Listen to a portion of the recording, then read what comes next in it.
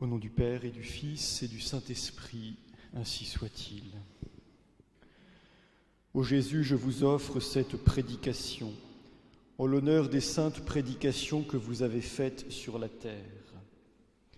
Je désire assister à cette action en l'honneur et union de la dévotion avec laquelle votre Sainte Mère assistait à vos divines prédications. Ô bon Jésus, faites-moi participant, s'il vous plaît, de l'amour, attention et dévotion avec laquelle vous entendez la parole de votre Père, car il vous parle continuellement et vous annonce toutes ses volontés, et vous l'écoutez très attentivement et accomplissez très fidèlement tout ce qu'il vous dit. Au nom du Père et du Fils et du Saint-Esprit, ainsi soit-il.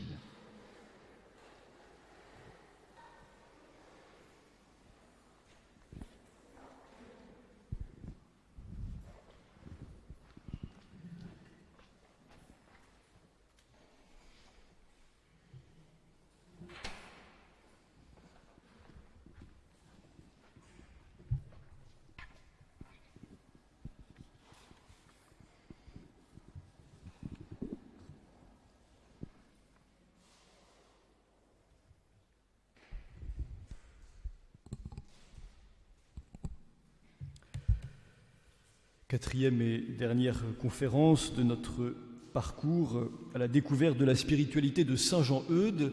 Nous nous intéressons cet après-midi à la dévotion mariale de Saint Jean Eudes. Sa dévotion à la très sacrée Mère de Dieu, pour reprendre une expression qui est la sienne. Le lien de Saint Jean Eudes avec la Vierge Marie commence très tôt. On peut même dire qu'il commence avant sa naissance, puisque les parents du saint doivent faire face à l'épreuve de la stérilité. Ils font alors vœu d'accomplir un pèlerinage en l'honneur de Notre-Dame si leur prière se trouve exaucée. Et quelque temps plus tard, Marthe Eudes devient enceinte. Ainsi fidèle à leur promesse, le jeune couple normand laisse sa terre le temps d'une journée pour aller rejoindre le sanctuaire marial des Tourailles, comme promis, sanctuaire situé à une vingtaine de kilomètres de la petite commune de Ries, commune donc de naissance de Saint Jean Eudes. Dans la vie du jeune homme, puis du prêtre missionnaire, une relation que l'on peut qualifier sans exagération de privilégiée s'instaure progressivement avec Notre-Dame. Et dans le secret de sa prière, de profondes intuitions doctrinales qui la concernent lui sont communiquées. Nous verrons donc trois parties dans cette dernière conférence. La première sur l'intime dévotion de Saint Jean Eudes à la Sainte Vierge. La deuxième partie sur la défense de l'Immaculée Conception, à laquelle Saint Jean Eudes va beaucoup contribuer. Et enfin, le culte liturgique du cœur de Marie. Donc tout d'abord, dans cette première partie, l'intime dévotion de Saint Jean Eudes à Notre-Dame.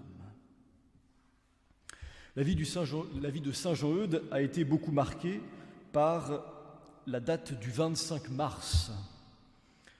Il arrive parfois que dans certaines vies, une date ressorte en particulier, et c'est le cas pour la vie de Saint Jean Eudes, avec donc cette date du 25 mars qui va compter pour lui à plusieurs reprises.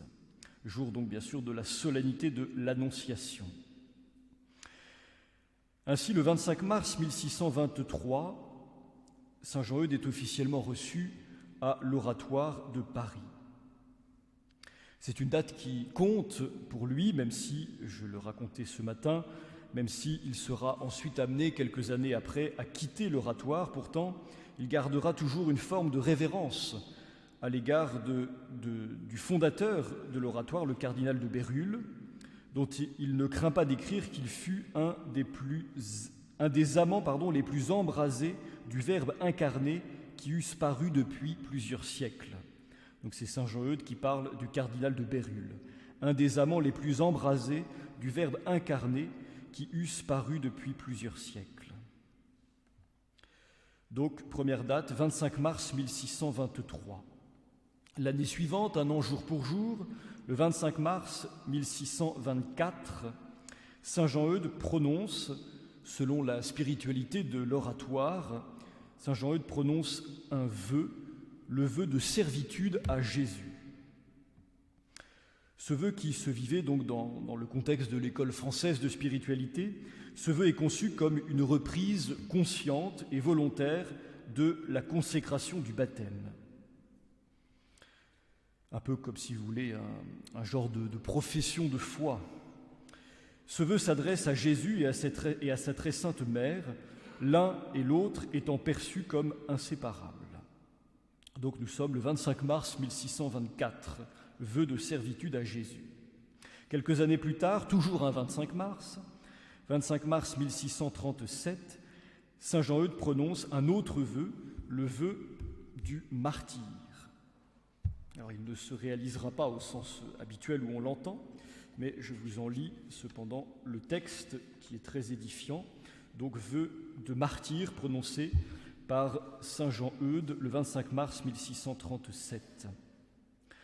Voici ce qu'il écrit: « Je m'offre et me donne, je me voue et consacre à vous, ô Jésus mon Seigneur, en l'état d'hostie et de victime, pour souffrir en mon corps et en mon âme toutes sortes de peines, et même pour répandre mon sang et vous sacrifier ma vie par tel genre de mort qu'il vous plaira, et ce, pour votre seule gloire et votre pur amour. »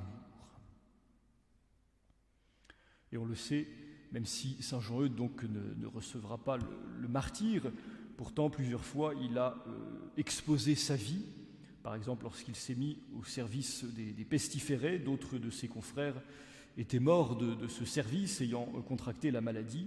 Saint Jean-Eudes n'en mourra pas, mais cependant, donc, le fait d'accepter ce service montre qu'il est tout à fait disposé à offrir sa vie et à la perdre si besoin.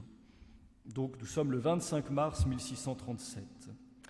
Encore un autre 25 mars de l'année 1643, cette fois. Donc je vous ai déjà raconté comment saint Jean-Eudes et ses premiers disciples donc, vont confier aux pieds de la Vierge du sanctuaire de Douvres la Délivrande les débuts fragiles de la nouvelle congrégation qu'ils viennent de fonder, congrégation de Jésus et de Marie, qui est véritablement une nouvelle aventure au service de l'Église et qui part de zéro. Vous voyez donc cette date du 25 mars, comment elle a énormément compté dans la vie de saint Jean-Eudes. Et donc il y voit bien sûr aussi une prédilection de la Vierge à son égard.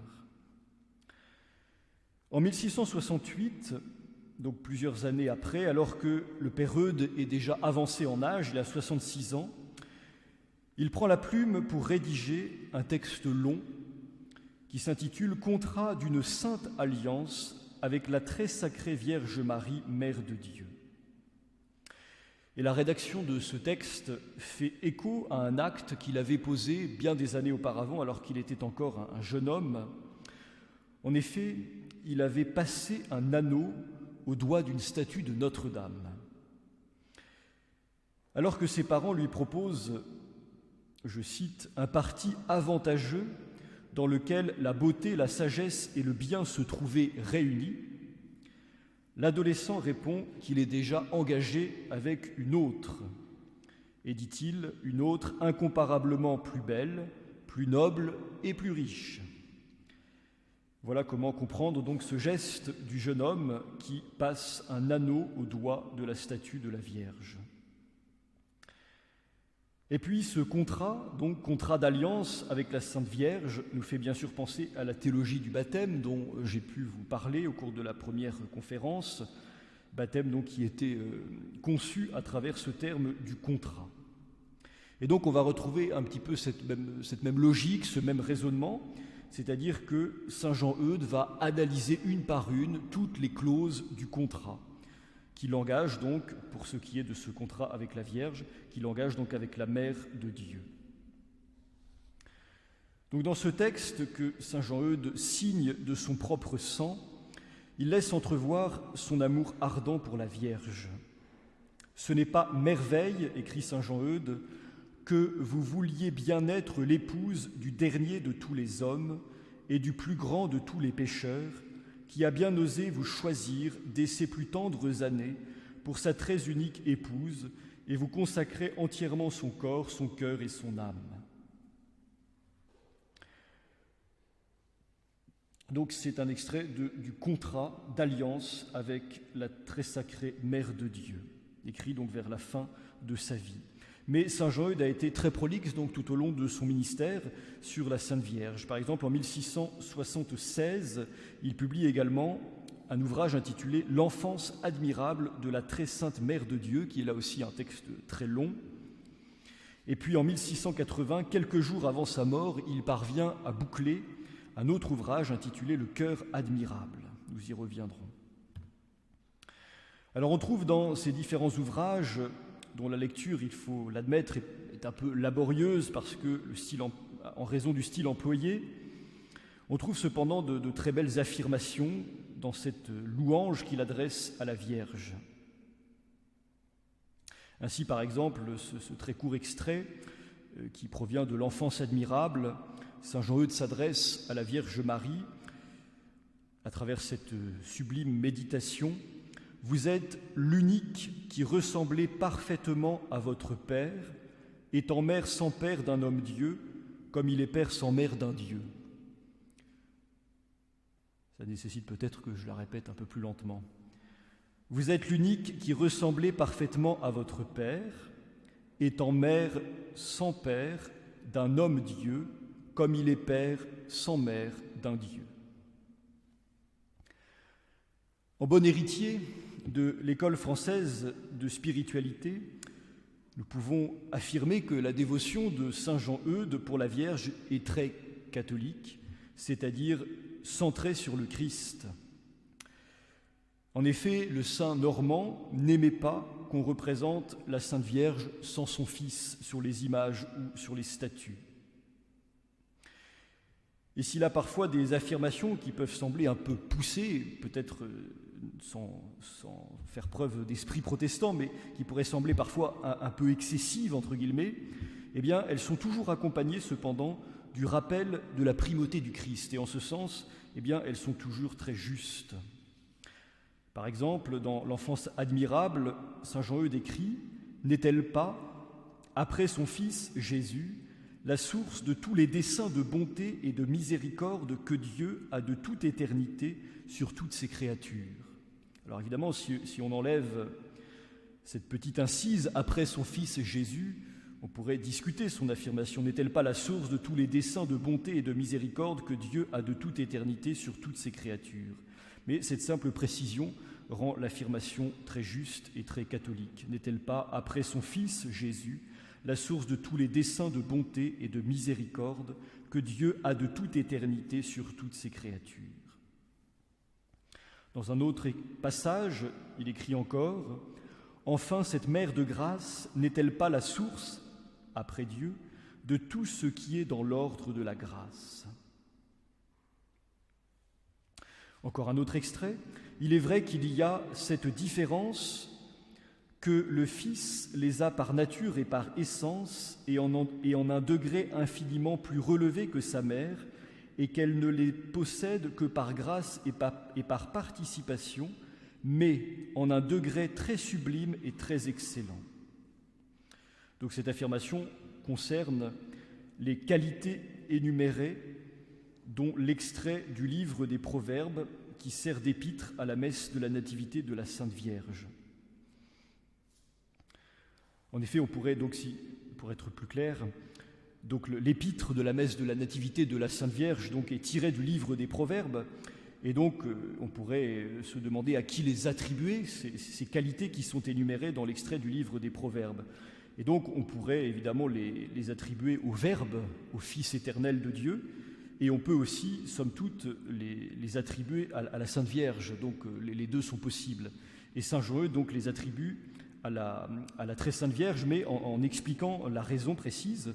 Donc je recite cette phrase, « Il est vrai qu'il y a cette différence, que le Fils les a par nature et par essence, et en un degré infiniment plus relevé que sa mère, et qu'elle ne les possède que par grâce et par participation, mais en un degré très sublime et très excellent. » Donc cette distinction, bien sûr, fondamentale entre le Fils de Dieu qui possède ces qualités par nature et par essence, parce qu'il est Dieu, la très sainte Vierge qui les possède par grâce et par participation, puisqu'elle est une créature et avec un rôle éminent, mais une créature qui n'est pas Dieu, et cependant elle les possède, même si c'est par grâce et par participation, en un degré très sublime et très excellent.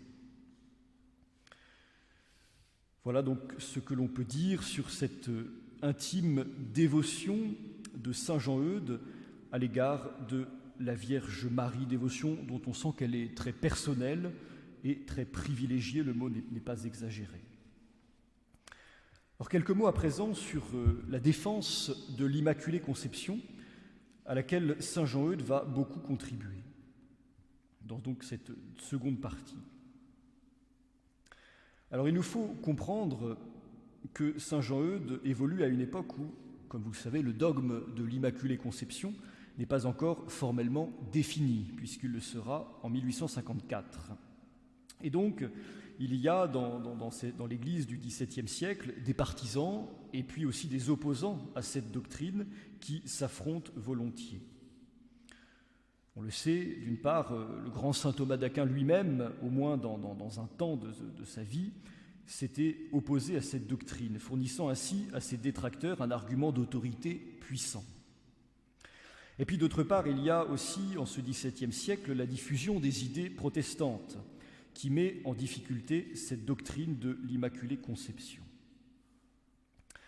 Alors saint Jean-Eudes choisit son camp, et on n'en est pas surpris, c'est celui d'une défense vigoureuse et ferme de la doctrine de l'Immaculée Conception.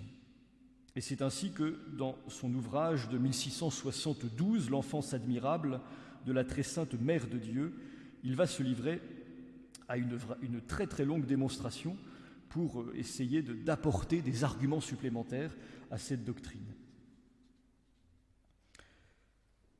Et on sent véritablement que cela lui tient à cœur par le caractère vraiment très précis de la démonstration qu'il livre. On sent qu'il va vraiment chercher tout ce qu'il peut, tous les arguments possibles pour apporter le maximum de crédit à cette doctrine. Il va jusqu'à citer tous les ouvrages qu'il a pu consulter dans telle bibliothèque, dans telle ville d'Europe, pour donner davantage encore de poids.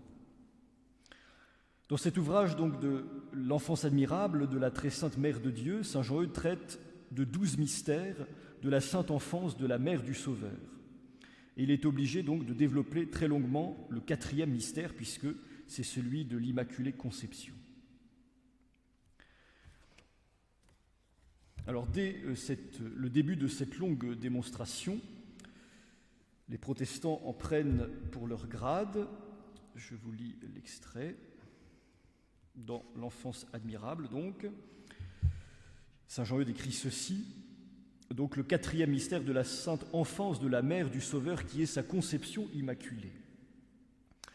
Je ne m'étonne pas si le misérable Calvin et ses sectateurs ont l'audace et l'insolence de soutenir que la très sacrée Mère de Dieu a été infectée en sa conception du venin et de la corruption du péché originel, et par conséquent qu'elle a été engagée dans la possession et dans l'esclavage de Satan, et qu'elle a été l'objet de la colère et de la malédiction de Dieu. Car ce n'est pas merveille si ceux qui ont fait banqueroute à la vérité pour prendre le parti du mensonge et de l'erreur ne peuvent pas avoir d'affection pour celle qui est la mère de la vérité éternelle et l'ennemi irréconciliable du père du mensonge. Ce n'est pas merveille si les partisans du serpent ont aversion pour cette divine femme qui lui a brisé la tête. Ce n'est pas merveille si ceux qui sont animés et conduits par l'esprit du dragon infernal se déclarent ennemis de cette grande reine contre laquelle il est plein de rage parce qu'elle lui arrache tous les jours quantité d'âmes d'entre les griffes. Voilà, c'est le début de la démonstration à laquelle se livre saint Jean-Eudes pour défendre l'Immaculée Conception. Donc vous voyez qu'il n'hésite pas à commencer de manière assez vive, donc avec un esprit combatif à l'égard donc des protestants, en tout cas à l'égard des partisans de Calvin. Parce qu'il semble que Luther, aussi étonnant que cela puisse paraître, il semblerait que Luther se soit au contraire prononcé en faveur du dogme de l'Immaculée Conception. Et en fait, saint Jean-Eudes ne perd rien et ne perd aucune occasion, puisque c'est pour lui, au contraire, une occasion d'un argument supplémentaire, un argument a fortiori, puisqu'il dit « Quelle confusion pour vous au jour du jugement, quand tous les enfants de cette divine mère vous accuseront d'avoir eu moins de respect pour elle que le perfide Luther, qui a enseigné qu'elle a été exempte du péché originel. » Vous voyez même cette position surprenante de Luther sur l'Immaculée Conception, sert d'argument a fortiori pour saint Jean-Eudes. Alors, il détaille une très longue liste d'arguments tirés des Saintes Écritures, déclarations des papes, révélations accordées aux saints, aux mystiques, réponses aux objections. Tous les moyens qui sont à sa disposition sont utilisés. Et au cœur de cette longue démonstration, se laisse entrevoir l'attachement amoureux du Père Eudes pour la Vierge. En effet, on le sent qu'il prend sa défense d'une certaine manière, et il y a quelque chose presque d'affectif dans ce zèle qu'il a à véritablement aller chercher tous les arguments possibles pour accroître cette doctrine. Et puis au cœur de cette longue affirmation, de cette longue démonstration, une affirmation extrêmement capitale du point de vue doctrinal, c'est que ce sont les Normands qui, les premiers, auraient honoré la Vierge en son Immaculée Conception. Le caractère quelque peu mouvant des fondements historiques avancés par saint Jean-Eudes ne doit pas détourner notre cœur de l'essentiel. Rendre hommage à la puissance de Dieu qui a de toute éternité préservé la mère de son Fils de toute trace du péché originel. Je parle d'un caractère quelque peu mouvant des fondements historiques, vous allez comprendre. Saint Jean-Eudes raconte qu'en 1066, Guillaume le Conquérant aurait envoyé sur la mer de la Manche un moine du nom d'Elzime en mission d'observation des troupes navales des Transylvains qui menaçaient d'envahir l'Angleterre. Prise dans les remous d'une tempête, l'embarcation de ce moine et de ses compagnons est sur le point de sombrer, et ils implorent le secours de Notre-Dame. À défaut de Notre-Dame, c'est saint Nicolas qui leur serait apparu, leur promettant la délivrance s'ils s'engageaient à faire célébrer chaque 8 décembre l'Immaculée Conception de Notre-Dame. C'est sur ce récit, donc, bien sûr légendaire, que s'appuie saint Jean-Eudes pour affirmer ensuite que les Anglais, on n'en sera pas forcément surpris, tardèrent à exécuter l'ordre divin, alors qu'au contraire, les Normands s'y empressèrent, ce qui, en l'occurrence, paraît parfaitement crédible. Quoi qu'il en soit, saint Jean-Eudes est persuadé de toutes ses forces que c'est à la cathédrale de Coutances que fut célébrée pour la première fois la fête de l'Immaculée Conception. Mais ensuite, il poursuit en évoquant aussi les bénédictines de l'abbaye aux Dames de Caen, dont nous avons déjà parlé à plusieurs reprises, sans que l'on sache très bien au final à qui il attribue vraiment la primauté, si c'est à la cathédrale de Coutances ou aux bénédictines de l'abbaye aux Dames de Caen. En effet, il écrit « On peut bien dire que l'église de Coutances est la première entre les cathédrales qui a reçu cette fête, mais on peut dire aussi que l'église de Sainte Trinité de Caen l'a reçue et l'a commencé du moins en même temps, si ce n'a été plus tôt. » Bon, donc difficile de trancher. Du moins en même temps, si ce n'a été plus tôt. De toute façon, les études historiques actuelles tendent à montrer que ce n'est pas en Normandie, malheureusement, qu'on a commencé à honorer la Bienheureuse Vierge Marie dans le mystère de son Immaculée Conception, mais que ce serait plutôt en Orient, où depuis toujours les chrétiens fêtent ce qu'ils appellent la pureté originelle de Marie, mais qui est donc une fête équivalente à la fête de l'Immaculée Conception en Occident. Et peut-être même qu'elle a été fêtée en Angleterre avant de l'être en Normandie. Alors par-delà ce chauvin, mais néanmoins pieux concours, c'est là encore au mystère lui-même qu'il nous faut nous attacher. Et saint Jean-Eudes donc conclut cette longue démonstration par une contemplation plus spirituelle qui qui est tout à fait émouvante et que je vais vous lire à présent.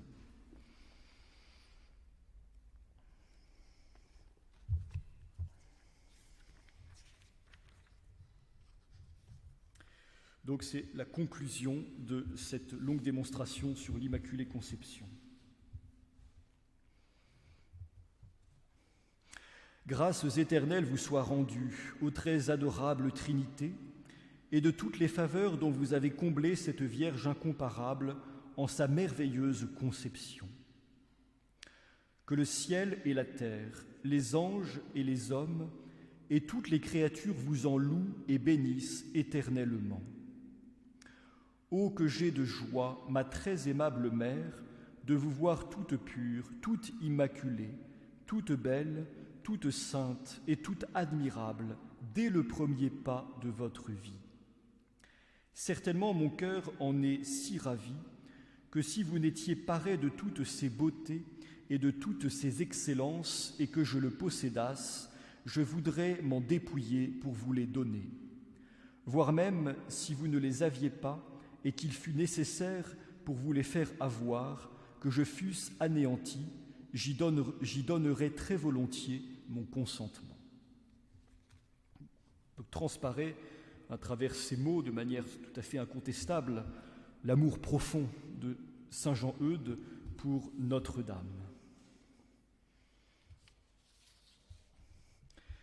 Alors quelques mots à présent sur une dévotion qui trouve là encore son origine chez le saint normand, la dévotion au culte liturgique du cœur de Marie. Alors pour aborder ce point, il nous faut quitter la Normandie pour la Bourgogne. En effet, c'est dans la ville d'Autun, dans l'enthousiasme donc d'une mission qui s'avérait très féconde, que saint Jean-Eudes fit imprimer la messe et l'office de la fête du Saint-Cœur de Marie. Cette dévotion nous paraît aujourd'hui tout à fait familière, la dévotion au cœur de Marie. Mais c'est certainement en raison des apparitions de Fatima. Il nous faut comprendre qu'au XVIIe siècle, ce n'était pas du tout le cas, parce que tout simplement cette dévotion, en tout cas de manière formalisée, n'existait pas. Et c'est dans le secret du cœur de saint Jean-Eudes que cette dévotion va germer. La mission d'Autun devait se terminer le 2 février 1648. Mais devant son succès, saint Jean-Eudes décide de la prolonger, et notamment dans l'intention d'y faire célébrer le 8 février la toute première fête publique du cœur de Marie. Revenons donc en Normandie. Le 3 juillet 1652, on pose la première pierre de la chapelle du séminaire de Coutances. Et cette chapelle est dédiée au cœur de Marie. Et c'est ce qui en fait le tout premier édifice au monde dédié au cœur de Marie. Depuis, bien sûr, il y en a eu des centaines et peut-être même des milliers, mais le tout premier édifice donc dédié au cœur immaculé, au cœur de Marie, c'est le 3 juillet 1652, la pose donc de la première pierre de cette chapelle du séminaire de Coutances. Aujourd'hui, cette chapelle est enclavée à l'intérieur d'un lycée public et elle a été transformée en salle de conférence. C'est donc une grande tristesse que cette chapelle, donc première dédiée au monde au cœur de Marie, ne soit plus en usage malheureusement. Donc nous sommes en 1652. En 1664, on pose à présent la première pierre de la chapelle du séminaire de Caen, elle aussi dédiée au cœur de Marie. Mais saint Jean-Eudes donc ne pourra pas en voir l'achèvement, il mourra avant. Elle subira elle aussi un sort assez triste, cette chapelle du séminaire de Caen, puisqu'elle sera donc saccagée à la Révolution, séparée en 2 étages et bombardée ensuite en 1944, et il n'en reste plus que le souvenir à travers une plaque commémorative. Au soir de sa vie, saint Jean-Eudes achève et publie donc ce long livre, Le cœur admirable de la très sacrée Mère de Dieu, le 25 juillet 1680. C'est un peu comme son testament, Et il écrit ceci: « C'est à votre cœur très sacré, ô mère de la belle dilection, que j'ose présenter et consacrer, avec tout le respect qui m'est possible, ce petit ouvrage qui n'a été fait que pour sa gloire et pour son amour. » Et saint Jean-Eudes mourra quelques jours après la publication de cet ouvrage, le cœur admirable de la très sacrée Mère de Dieu. Alors il n'est pas possible de parler du cœur de Marie sans parler du cœur de Jésus. Là encore, c'est saint Jean-Eudes qui va composer les premiers textes de cette dévotion au cœur de Jésus, le texte de la messe et le texte de l'office de la fête du cœur de Jésus, et qui va les faire approuver par les évêques, et qui va les utiliser, là encore pour la première fois, le 20 octobre 1672 à Caen. Pourtant, si je vous parle de la dévotion au Sacré-Cœur, je pense que vous penserez plus spontanément à sainte Marguerite Marie Alacoque qu'à saint Jean-Eudes. Mais si nous regardons les choses de près, la chronologie ne peut pas être contestée. En effet, ces 3 semaines après la première messe du cœur de Jésus, célébrée donc par saint Jean-Eudes, en tout cas dont les textes avaient été rédigés par saint Jean-Eudes, c'est 3 semaines après la célébration de cette première messe que sainte Marguerite Marie fait profession religieuse chez les visitandines de Paray-le-Monial. Mais il n'est pas anecdotique, bien évidemment, que Paray-le-Monial se situe dans le diocèse d'Autun, là où saint Jean-Eudes avait prêché une longue mission. Et chez les visitandines, on célébrait chaque année la fête liturgique du cœur de Marie, de telle sorte que saint Jean-Eudes l'avait institué en 1648 à Autun. Et donc sainte Marguerite Marie avait participé à la célébration de cette messe annuelle en l'honneur du cœur de Marie. Et lorsqu'elle devient la messagère des promesses énoncées par Jésus lui-même, elle est aussi entièrement imprégnée de ce sens liturgique qu'elle a reçu. Alors il est vrai que c'est bien sûr ces apparitions dont va bénéficier Marguerite Marie qui vont donner une impulsion décisive au culte du Sacré-Cœur. Pourtant, la chronologie, encore une fois, est explicite. Sainte Marguerite Marie n'en est pas l'instigatrice, mais c'est bien à saint Jean-Eudes qu'il faut attribuer cette dévotion au cœur sacré de Jésus.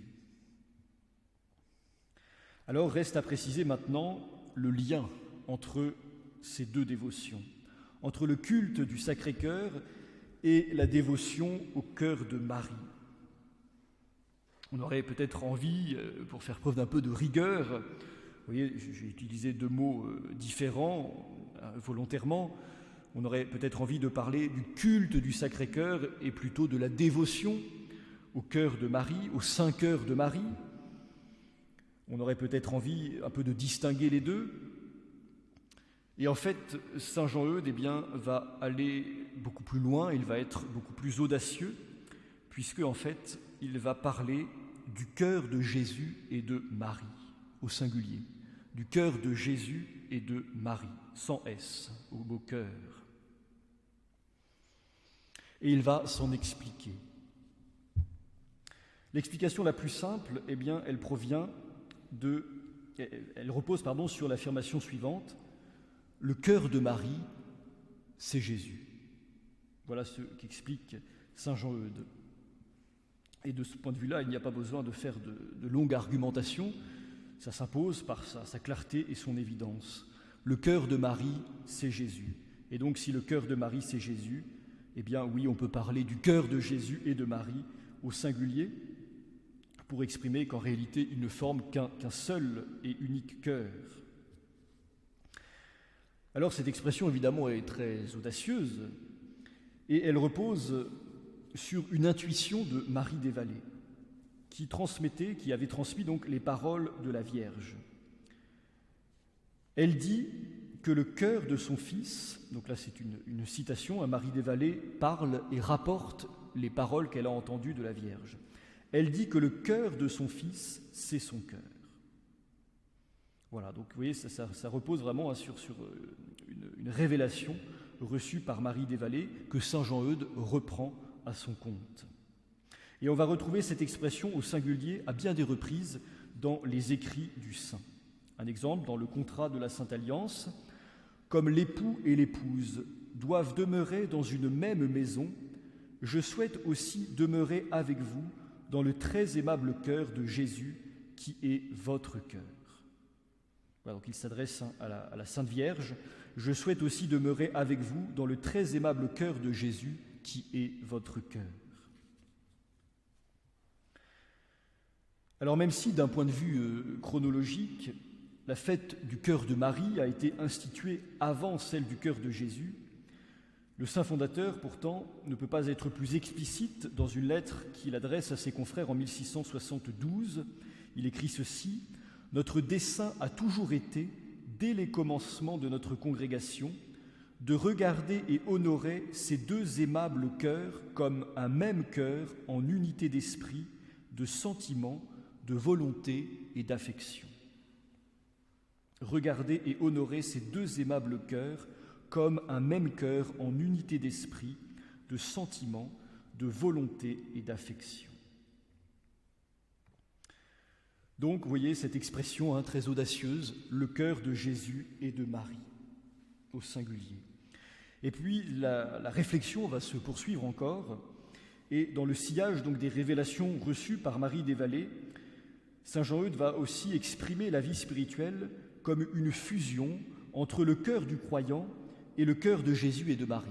Alors évidemment, il faudrait sans doute distinguer l'union qui fait du cœur de Jésus et de Marie un seul cœur n'est peut-être pas exactement du même ordre que cette fusion entre le cœur du croyant et celui de Jésus et de Marie, mais pourtant, saint Jean-Eudes exprime les choses avec ce vocabulaire.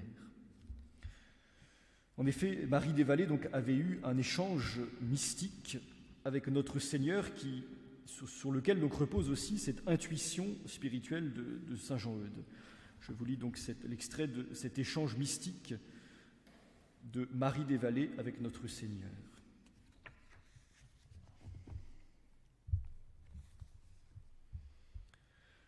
Donc un jour, Marie des Vallées bénéficie d'une apparition de Jésus-Christ qui lui montre son cœur tout embrasé et entouré de flammes.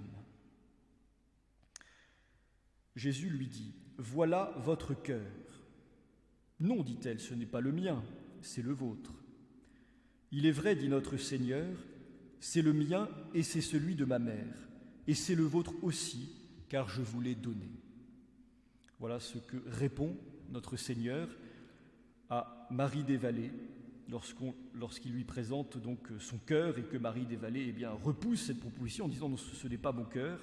Eh bien, le Seigneur Jésus lui fait cette réponse : « C'est le mien et c'est celui de ma mère, et c'est le vôtre aussi, car je vous l'ai donné. » Donc, nous retrouvons vraiment cette profonde influence de Marie des Vallées dans tout ce que va accomplir saint Jean-Eudes, dans ses offices qu'il va faire promulguer, office au cœur de Marie, office au cœur de Jésus.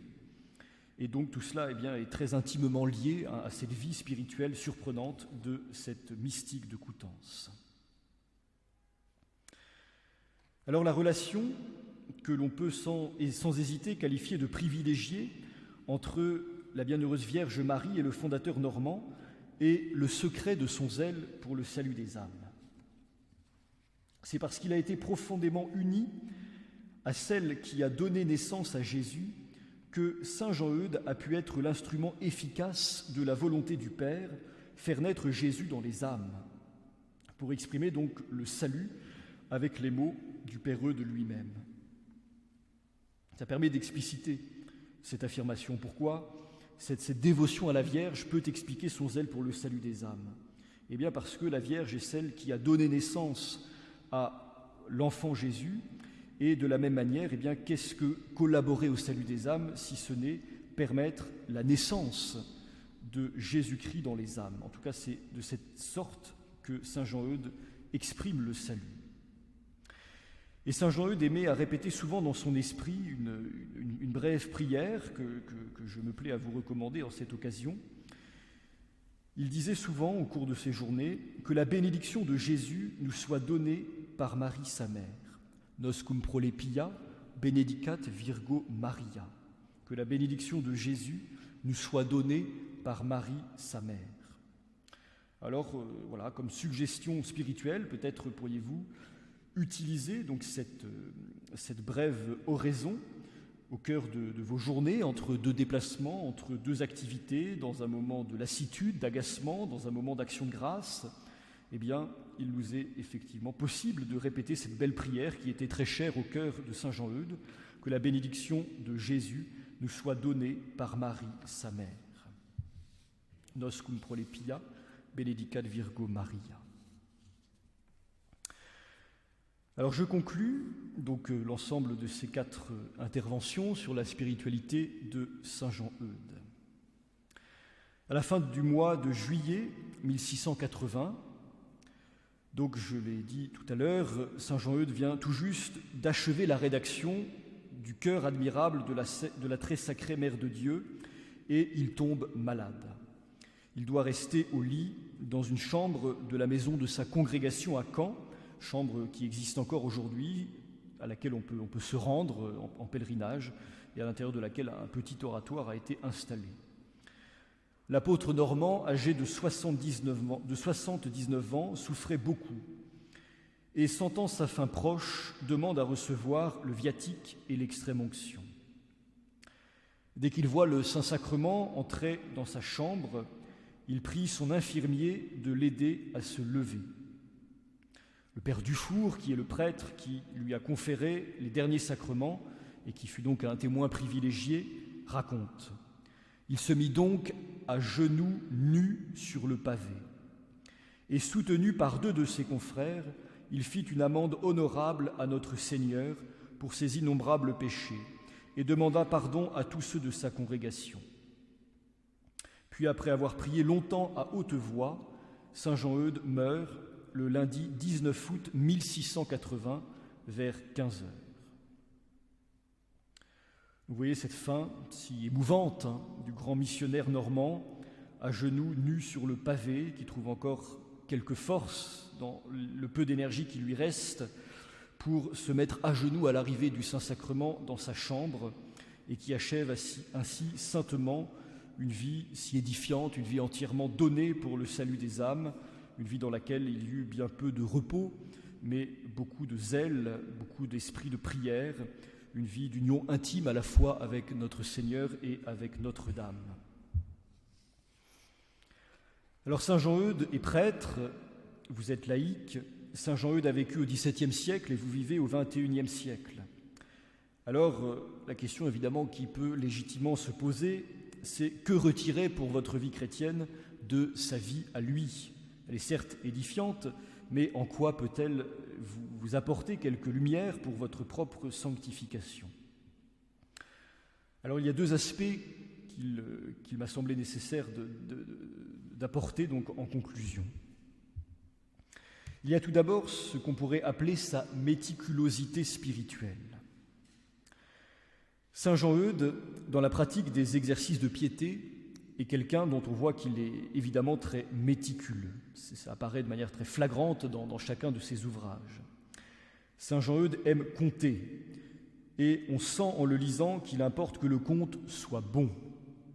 C'est ainsi, par exemple, qu'il propose 34 actes d'amour vers Jésus à réciter en l'honneur des 34 années de la vie, toutes d'amour qu'il a eues dans le monde. 34, pas un de plus, pas un de moins. Il propose des prières qu'il appelle des élévations pour chaque circonstance de la vie.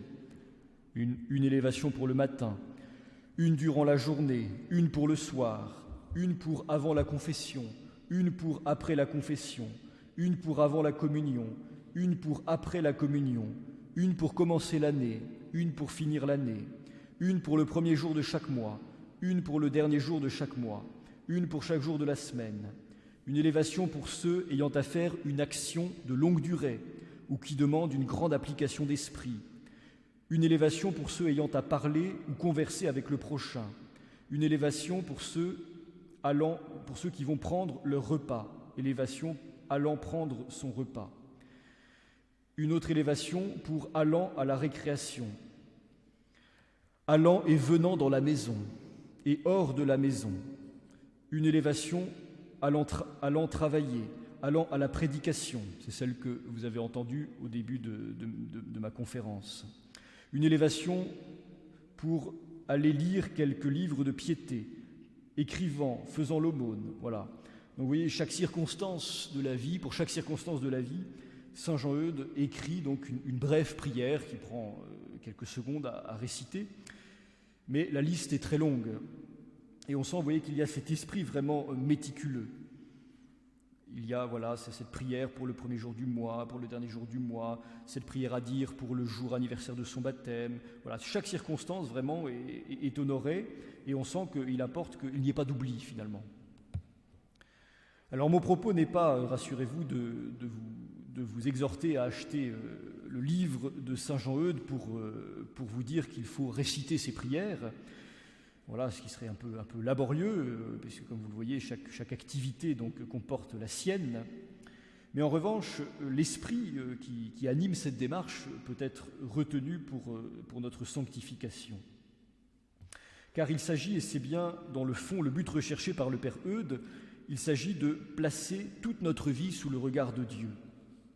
Bien sûr, nous avons dans notre journée des temps de prière balisés, mais il faut bien admettre qu'en dehors de ces moments, c'est parfois comme si le reste de nos activités demeurait imperméable à l'influence de la grâce. Voilà pourquoi il pourrait être profitable de pratiquer fréquemment cette habitude des élévations, enfin en tout cas de ce que Saint Jean-Eudes appelle des élévations. Bien sûr, elles peuvent être tout à fait libres quant à leur formulation. Il est sans doute même bon qu'elles soient brèves et concises, mais entre, par exemple, deux activités qui impliquent un déplacement en voiture, plutôt, par exemple, que de se précipiter sur la radio, il peut être profitable d'avoir ce petit réflexe de faire une élévation spirituelle. Entre deux activités, donc. Prendre quelques secondes pour offrir au Seigneur Jésus sa prochaine activité. Et puis d'autre part, il est nécessaire de fonder sa vie spirituelle sur une structure de base vis-à-vis de laquelle on ne tergiverse pas, veillant à ne pas placer la barre à un niveau irréaliste, ce niveau étant dépendant du devoir d'État. Par exemple, si on a décidé de réciter chaque jour l'Angélus, de faire en sorte de le réciter chaque jour, et non pas un jour sur 2 ou un jour sur 3, mais vraiment de se tenir à ce à quoi on s'est fixé.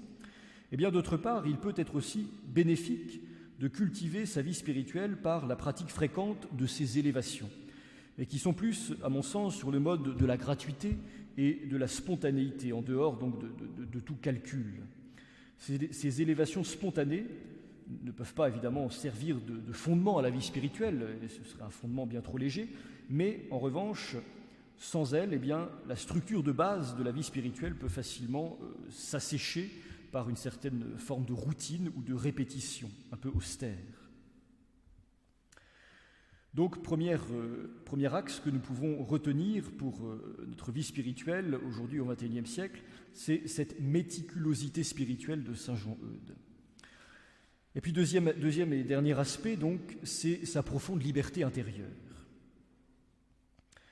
Saint Jean-Eudes, je vous l'ai montré, fut convaincu d'être appelé par Dieu à travailler à l'œuvre de la fondation des séminaires.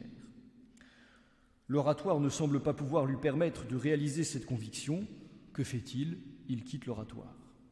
Décision, donc, je l'ai rappelé ce matin, décision parfaitement légitime aux yeux de l'Église, puisque les membres de l'oratoire n'y professent aucun vœu public, et qu'on peut y entrer et y sortir un peu comme on veut. Mais il faut néanmoins une vraie liberté intérieure pour être capable d'en prendre la décision. Saint Jean-Eudes rencontre des difficultés avec les autorités au sujet du séminaire de Caen récemment fondé. Il part pour travailler à la fondation d'un autre séminaire à Coutances. Toujours sourcilleux quant à l'obéissance aux autorités légitimes de l'Église, il est favorisé par un évêque qui lui fait confiance, regardé avec suspicion par son successeur. Certes, la première situation lui est plus confortable que la seconde, mais rien n'arrête pour autant sa détermination. C'est cette détermination sans faille, soutenue par la grâce, qui explique, à mon sens, son ascension rapide sur la pente de la sainteté. Ascension parfois bien sûr plus ardue à certains moments de son existence qu'à d'autres, mais ascension jamais stoppée. Alors de même, pour progresser sur le chemin de notre sanctification, il nous faut, avec la grâce de Dieu, gagner en liberté intérieure.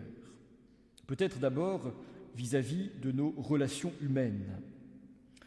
Et c'est par la pratique de la vertu de chasteté que nous pourrons y travailler.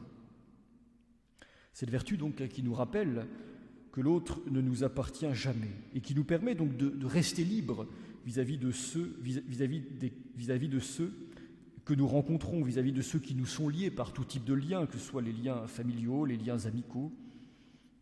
Cette vertu de chasteté nous permet de garder cette vraie liberté intérieure qui remet chacun et chaque chose à sa place. Et puis liberté intérieure aussi vis-à-vis des événements extérieurs, vis-à-vis des épreuves qui marquent notre vie. Épreuves familiales, difficultés professionnelles, inquiétudes relatives à l'évolution de la société ou même déceptions ecclésiales. Il ne s'agit pas, bien sûr, de nier la violence de certaines situations, ni la légitimité de certaines inquiétudes, ni même de se croire insensible. Mais il s'agit en revanche, par cette grâce de la liberté intérieure, de ne pas se laisser détourner de notre objectif.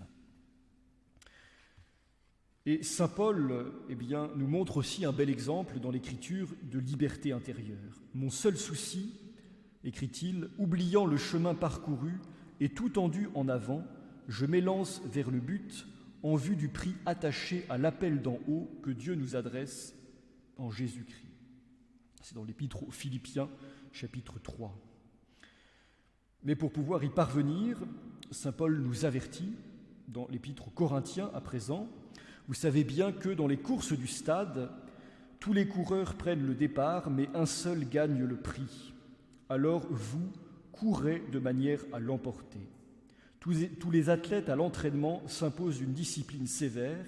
Ils le font pour gagner une couronne de laurier qui va se faner, et nous, pour une couronne qui ne se fane pas. » Donc pour courir en ayant l'esprit léger, il est nécessaire d'avoir acquis cette liberté intérieure que la vie de saint Jean-Eudes illustre pour notre édification. Alors je conclus de manière à présent définitive par donc la lecture d'une prière rédigée par saint Jean-Eudes.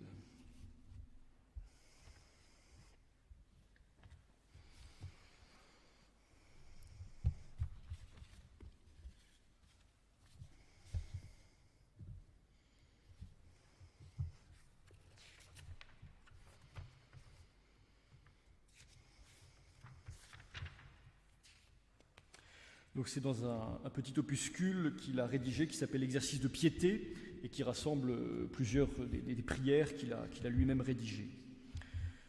Donc je conclus donc ce cycle de conférences avec cette salutation à la très sainte Vierge Marie, Mère de Dieu, que saint Jean-Eudes a rédigée.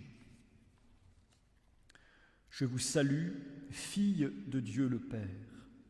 Je vous salue, Marie, Mère de Dieu le Fils.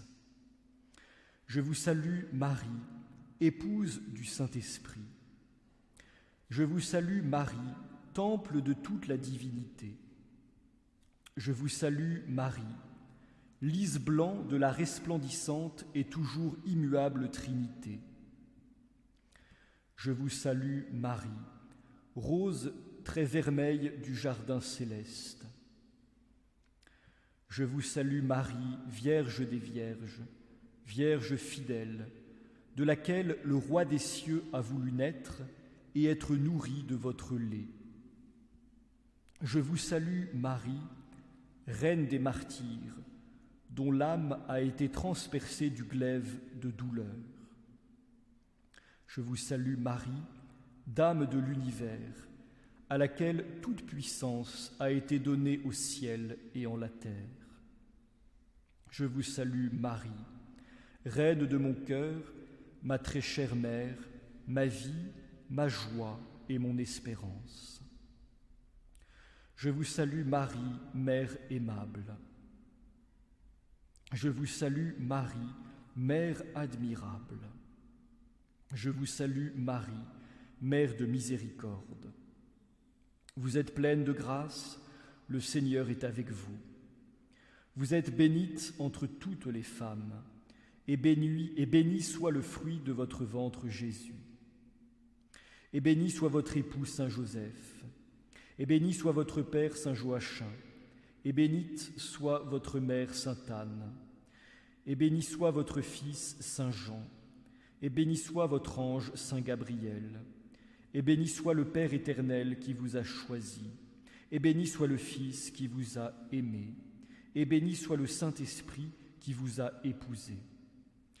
Et béni soit à jamais tous ceux qui vous aiment et qui vous bénissent. Que la Vierge Marie, avec son pieux enfant, nous bénisse, ainsi soit-il.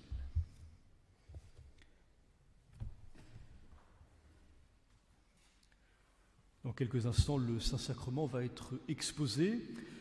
Les confessions commenceront à 17h.